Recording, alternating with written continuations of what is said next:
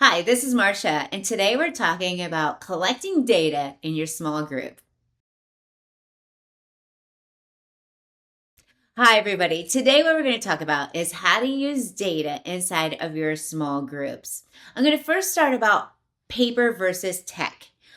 I'm a big believer in having my data points beside me on paper.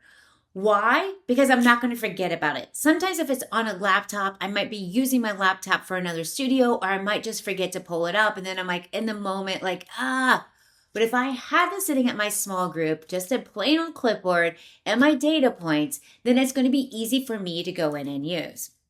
I'm going to start out with my clipboard first. Let's talk about what's going on with my clipboard. Just a basic clipboard, but what makes it special is I made it with cool little ribbons. The ribbons, I just went, cut ribbons, tied them right on side of the little clipboard piece.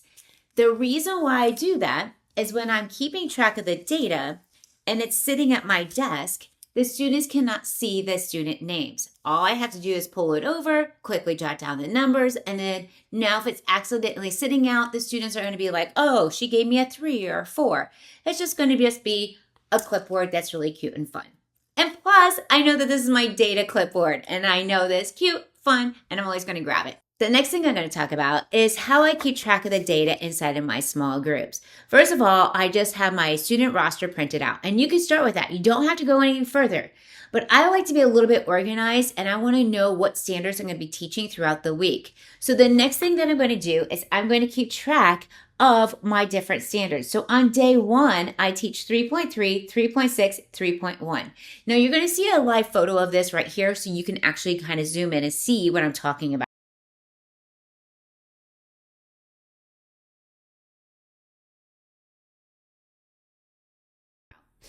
On day 2, I teach 3.1 and 3.6.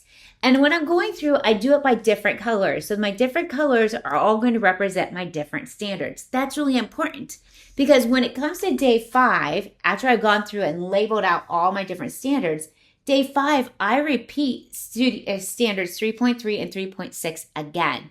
This makes for a great small group day. I've already taught the content, and now I'm going to use the data from earlier that week to formulate my small group studio. I love having this sitting right there on my clipboard, ready to go. Not only does it help me keep track of who I talked to that day, but I can also manage to see how the students did on all the different standards.